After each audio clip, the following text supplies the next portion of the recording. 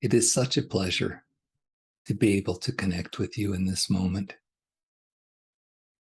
We hope that before you dive into the meat of this message, you can just feel along with us the beauty of being received, of knowing that you're accepted, and really, really basking in the connection that the oneness between us is created.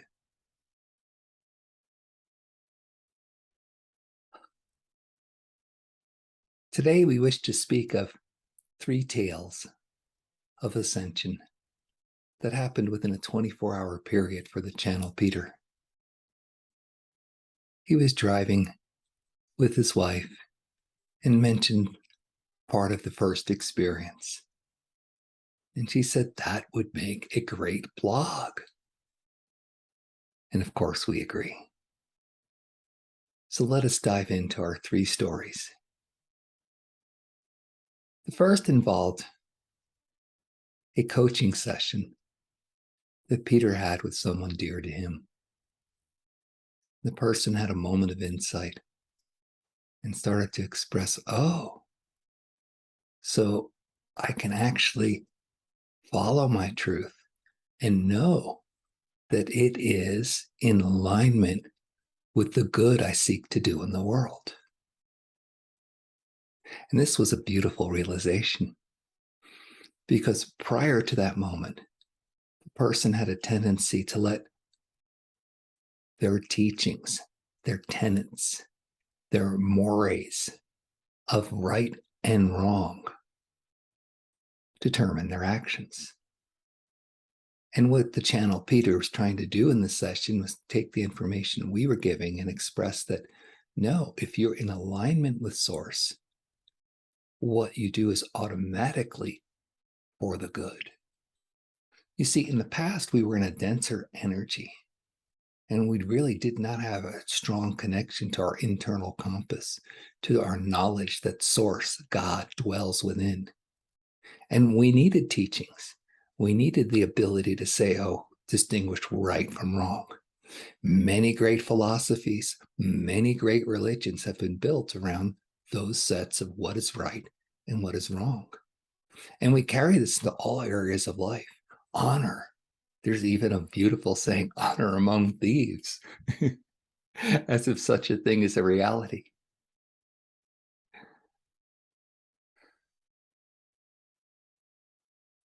What we wish to speak to you of is that as you move into the higher dimensions, you will automatically be doing that which is honorable. You don't need to give your life or sacrifice or die for it. It's automatic because you're acting authentically from your source, and therefore only good can come from it. That's kind of different because we've been taught so long that arbiters above us had to be the ones who decided what was right and wrong for society. Even legal systems have justices who are supposedly the honorable ones who could determine what is right and wrong in a situation. And we are to tell you that you innately have this ability, and it is expressing in 5D. There are a couple of stories we wish to pass along that the Channel Peter has experienced. The first one was a teaching he received while studying.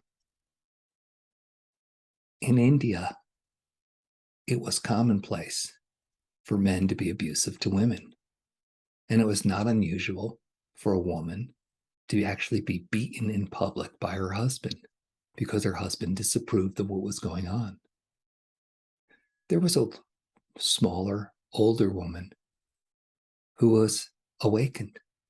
She had a beautiful connection to her God self. And she was at a bus stop and she was witnessing a man twice her size beating his wife. She walked up to him and she slapped him. The man fell to his knees, broke into tears, and asked for forgiveness. Now, we tell you this story because violence in this situation was met with violence. but it was the correct violence because it was divinely inspired, and it brought the man to an awareness to where he could change what he was doing. So it's no longer a code of what is the right or wrong thing to do. It's a trust that you are in connection with source. And if you are acting from that connection to source, only good will come from it, even if it looks like you're committing violence. This is not to condone violence or anything like that. This is to tell you that there are bigger forces at play. And if you tap into your source, you will always be guided to correctly use whatever powers are available to you. The second story that affected the Channel Peter was he used to love to river raft. Spent many, many weeks during summers just floating through southwestern rivers. And one day he woke up on a trip with his wife and he said, "I'm done. I'm tired of it. I'm going to sell the raft." The wife did not want this. She liked river rafting. She liked that they went outdoors together. She wanted to continue river rafting. So they were at odds. Now, the Channel Peter and his wife had played a game before. It was called Whose Entraman is Winning. Entraman is the Sanskrit word for the divine that dwells within, the God that is in your heart. And they would play the game of they would both pray for things. And then if they got what they wanted, they would laugh to the other one. Haha, my Entraman's winning. I got what I wanted. Now, here they were in a situation where they wanted different, opposite things. How did it resolve? Well, later that morning after breakfast, Peter was loading his boat, and the person on the trip who was kayaking said, "Can I look at your rig?" Peter was happy to show him all the features on the boat and everything, and said, "Oh, by the way, I'm selling it," and quoted a very reasonable price for it. The person said, "Wow, for that price, I'll buy it, and I'll let you use it once a year if you want to." Now, do you see what happened? Both Peter and his wife, Entraman, won. They got to continue river rafting, and he got to sell the equipment, and he was happy it was no longer taking space in the garage, and there was money in his pocket. And this was an inconceivable outcome to either of them because they thought if he sold it, she would not get to river raft. And he thought that if they were river rafting, he wouldn't get to sell it. In fact, they both got what they wanted because when you're in alignment with source, the multiverse is available to you. Everything is possible for your experience. And you can then have an outcome that was not expected, where everybody is happy and everybody is satisfied, even if it appears there are competing and conflicting interests. So this is the first tale we wish to tell you, that as you become closer to source, as you move into your ascension and you adopt that you are one with everything, including the divine, then what will express in you is goodness, is in the higher interest of everybody.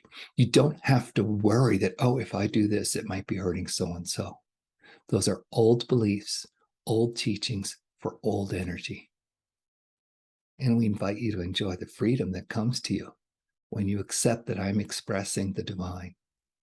This doesn't mean go out psychotic and tell everybody that you're the reincarnation of this great entity, and therefore, everybody should follow you and worship you. No, it's not like that. It's another old energy joke.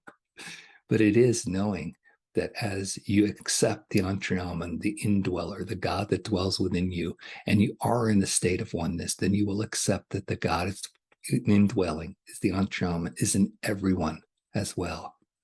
And your actions will be guided, even if they don't follow old teachings or old moral tenets. Now, the second tale we wish to speak of is a tale of conflict. Many people who receive spiritual coaching sessions from the Channel Peter will present the idea that they've been fighting something and it's bad out there. We don't need to go into the list of what's out there, financially, health-wise, politically. There's a lot of conflict out there.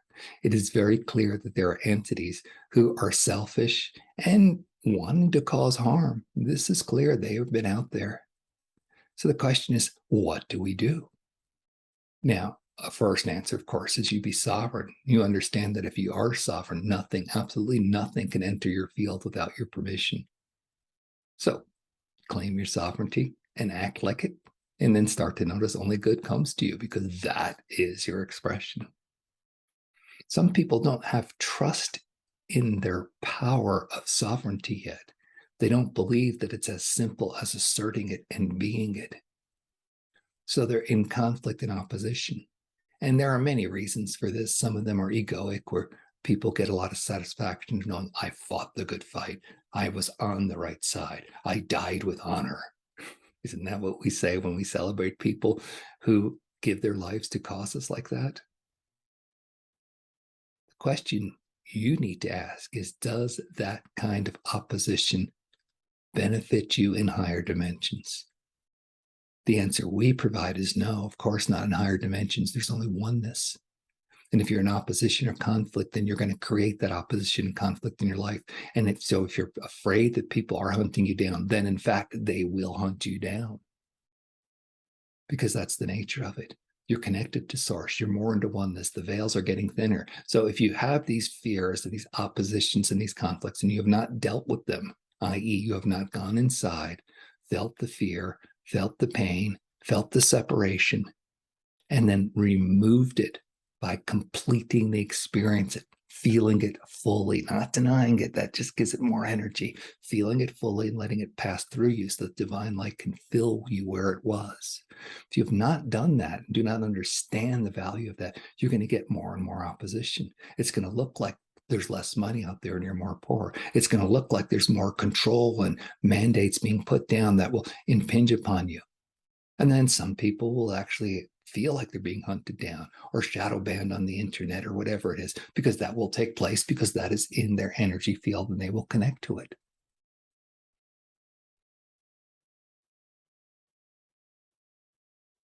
So the question is, can you lay down the sword? Or if you need to use the sword, can you pick it up and put it into your heart where it hurts and feel the pain and transmute it? You can't fight the dragon anymore. You have to love it.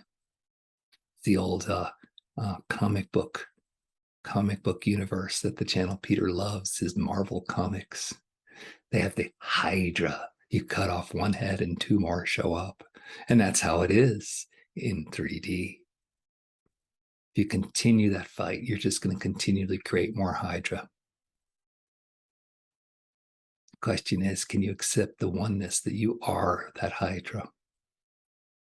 And that is attracted to you and being shown to you in the ways that you find oppressive, because it shows you the energy places where you are blocked or stuck. And if you can love those places, i.e., give them full expression, allow them to complete and transmute, then you can replace it with love and light. And then that becomes your reality. And literally, that is all that can come into your field. So many people come to the channel Peter asking about abundance problems. And the answer is always the same. Feel what it is that's creating lack in you. Love it. And then allow abundance to flow. So we're telling you, if you're in opposition and you're feeling like it is closing in on you, it's because it is. And it is because it's attracted to you by what you're holding within you. And if you can explore that and love it and allow it to express and release, then you will be free.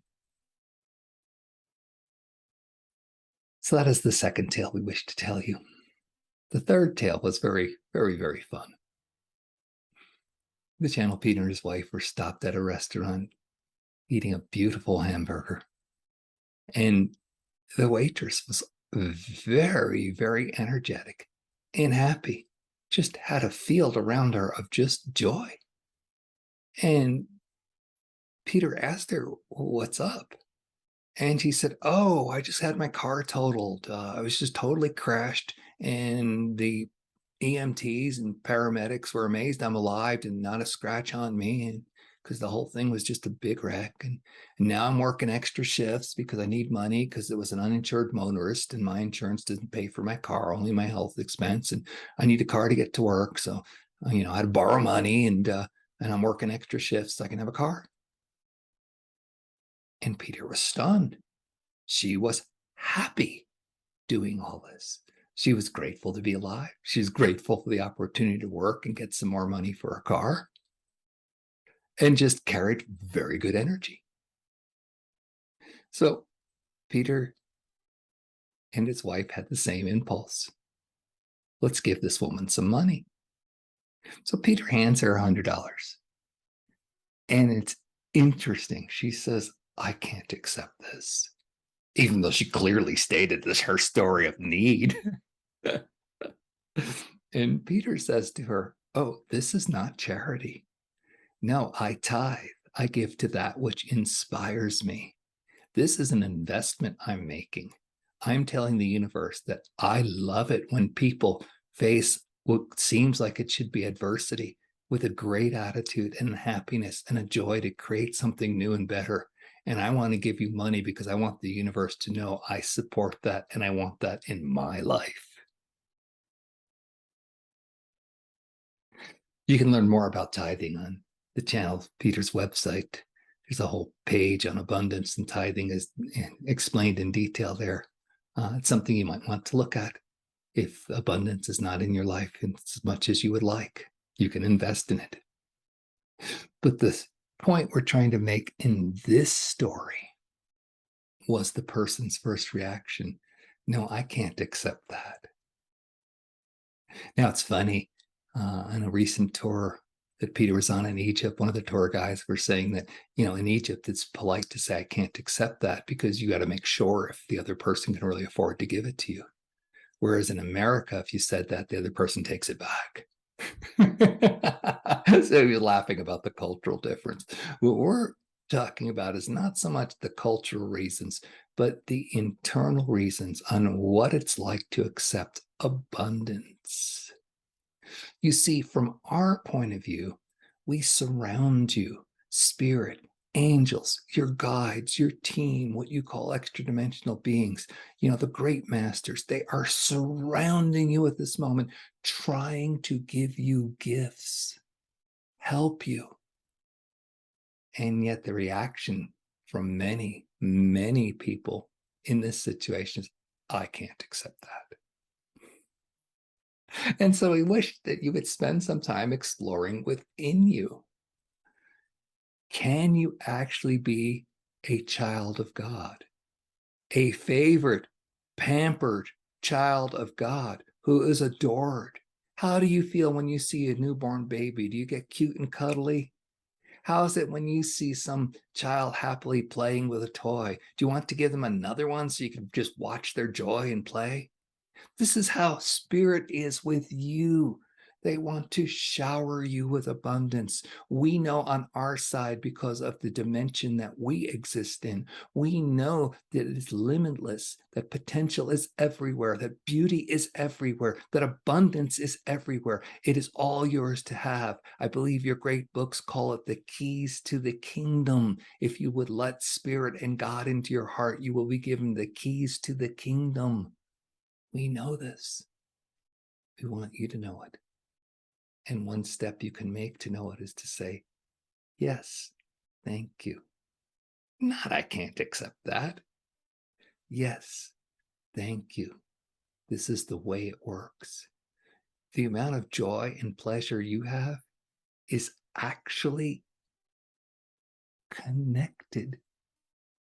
I won't want to say equal because we tend to feel a little bit more because of the density we exist in. But the amount of joy that you have from receiving a gift is on par with the amount of joy we have from giving it. And we are all lined up. Your great stories tell of when your Christ was born, magi and angels and even lowly farmers would show up with their gifts. This is the nature of how existence is. Are you going to be allowing yourself to receive it? to be treated like you're adored. Well, I can't. That was the Son of God. But you have the divine dwelling within you. You are incarnate as an expression of the divine. So we ask you to allow it. Just say thank you. Consider that as your first response. Thank you, rather than I can't. And so you too can enjoy abundance. So there you have it. The three tales we wish to tell you. One is, can you let go of the old rules, even the ones about right and wrong that you built your life around doing good and being right? Can you let go of those and know that the truth and divinity is within you, and your internal guidance as you allow that truth and divinity to express will always create what you consider right for everybody? Can you let go of the fight?